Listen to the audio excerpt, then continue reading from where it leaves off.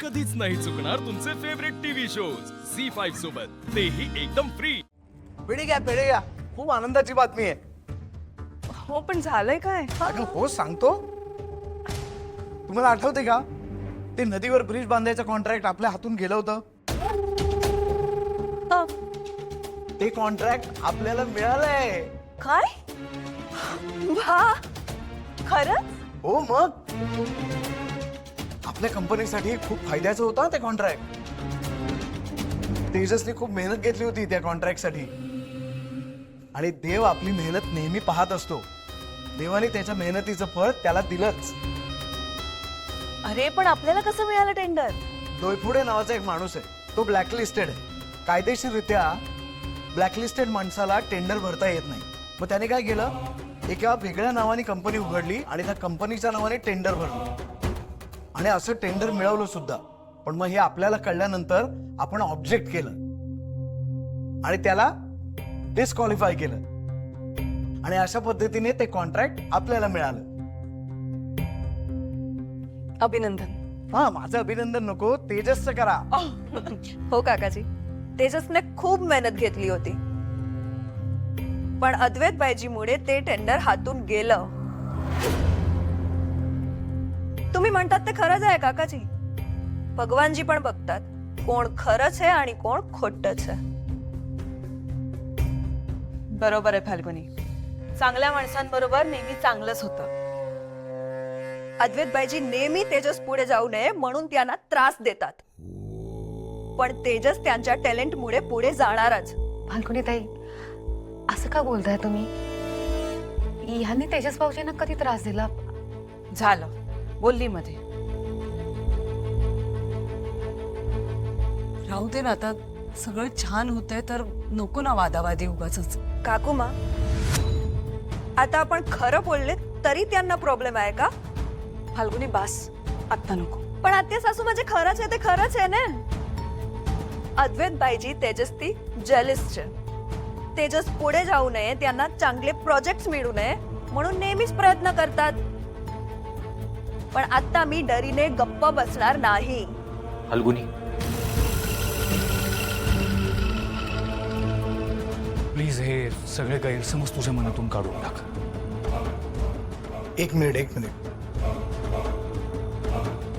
एवढ्या आनंदाच्या प्रसंगाला उगाचच गालबोट नको लागेल। नाही काका, प्लीज मला आत्ताच एक्सप्लेन करू देत। हे गैरसमज जे आत्ता फाल्गुनी आणि तेजसच्या मनात आहेत ते आत्ताच क्लिअर नाही केले तर पुढे जाऊन खूप मोठे प्रॉब्लेम क्रिएट होते। अजून काय प्रॉब्लेम होणार? आधी तुम्ही आणि तुमची बायकोने खूप मोठे प्रॉब्लेम करून ठेवले। पण एक बात लक्षात ठेवा अद्वैत बायजी, तुम्ही तेजसला कितीही त्रास दिला, कितीही मागे खेचलत तरी तेजस पुढेच जाणार। कोण म्हणाला मी तेजसला मागे खेचतोय म्हणून? फाल्गुनी, मला माहित नाही तू आणि तेजस हा असा विचार का करता, but let me be very clear, माझ्या मनात असं काही नाहीये।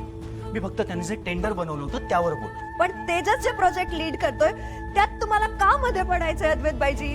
फाल्गुनी, आपण एक कंपनी चालवतो, स्वतःचं नुकसान होईल असं काम आपण नाही करू शकत। लो क्वालिटीचं काम आपण नाही करू शकत जेणेकरून आपल्याला पुढे जाऊन त्रास होईल। नवी मुंबईच्या साईटवर काय झालं होतं बघितलं ना काकू, मग पुन्हा एकदा नवी मुंबईच्या ऍक्सिडेंट वर झालात ना।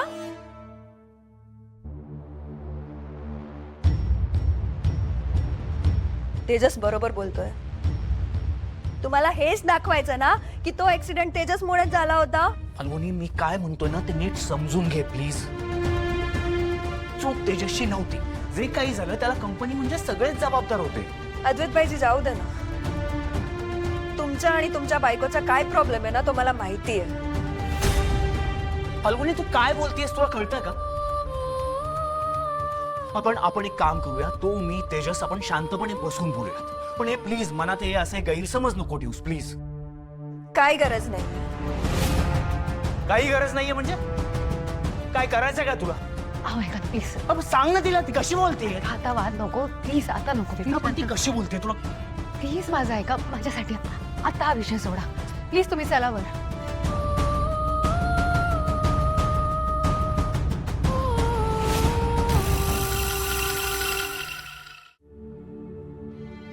तुम्ही प्लीज शांत व्हा। ईशा आणि रीमा कुठे आहेत? त्या त्यांच्या खोलीत। मित्र आपण रीमाला खूप जपायला हवं. शाळेच्या मॅनेजमेंटशी बोलायला हवं. मुलं बाहेरच्या कोणाशी बोलतायत कोणाशी नाही याकडे जरा लक्ष द्या म्हणावं. हो, आज आम्ही बोललो ना प्रिन्सिपल मॅडमशी. त्या म्हणाल्या की त्या स्वतः लक्ष घालतील आता या सगळ्यात. माणूस कोण आहे ना ते कळायला हवं. नेत्र सापडलं ना तर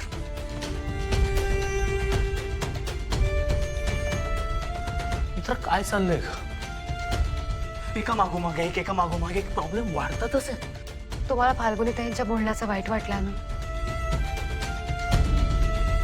त्यांचं बोलणं मनावर घेऊ नका. तुम्हाला माहिती आहे त्या कशा आहेत.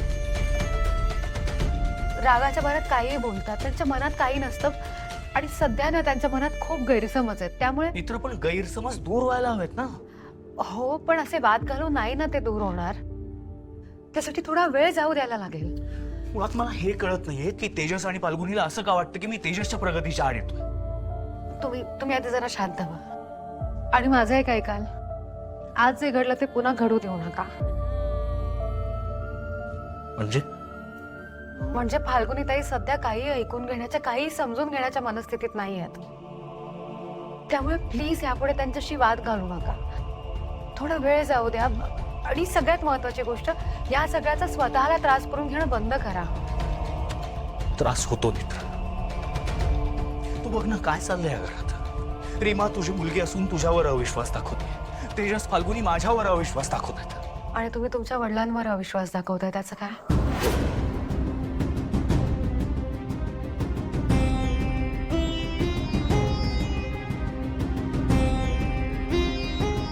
एकदा तरी विचार केलाय का हो ते एकटे कसे राहत असतील तिथे? त्यांना फोन केला, त्यांना विचारलं का त्यांची तब्येत कशी आहे, त्यांची चौकशी केली आहे? बरं बाकी सगळं जाऊ दे, त्यांना तुम्ही जेवलात की नाही एवढं फोन करून विचारलं का तुम्ही? मित्र पण त्यांनी जे केलंय त्याचं काय?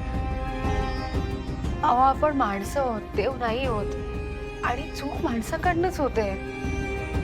आणि बाबांनी तर त्यांची चूक कबूल सुद्धा केली आहे. त्यांना पश्चाताप होतोय. पण तरीही जात असताना कोणीही त्यांना अडवलं नाही. एकदा विचार करा ना, आयुष्यभर ते स्वतःच्या कुटुंबाबरोबर राहिले आणि आता या वयात ते तिथे एकटे राहत आहे. माझं फक्त एवढं म्हणणं आहे की त्यांना एवढी मोठी शिक्षा नका ना देऊ. काय करायला हवं मित्र? बाबांना परत आणायला हवं.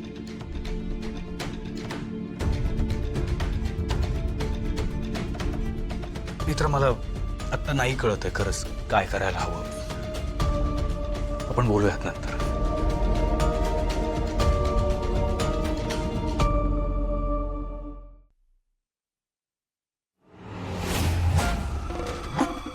मला गेटच्या बाहेर जायचंय. काय गेट बीट उघडणार नाही. तुझी आई आली होती, तो कुल्फीवाला, त्याला तू रोज भेटतेस, त्याची चौकशी करत होती आणि तक्रार सुद्धा केली. काका आजोबा बरोबर बोलत होते. सावत्र आई आहे म्हणून आई मला त्रास देते. आईमुळे मला आईस्क्रीम वाल्या आजोबांना भेटता नाही आलं. ही सावत्र आई मला नेहमी त्रास देते. मला तिचा खूप राग येतो. ती मला सॉरी म्हणाली तरी तिच्याशी नीट बोलणारच नाही आणि वागणार सुद्धा नाही. कारण ती माझी आई नाहीच आहे, ती माझी एनिमी आहे. झी5 ॲप डाउनलोड करा आणि पहा सर्व एपिसोड्स एकदम फ्री.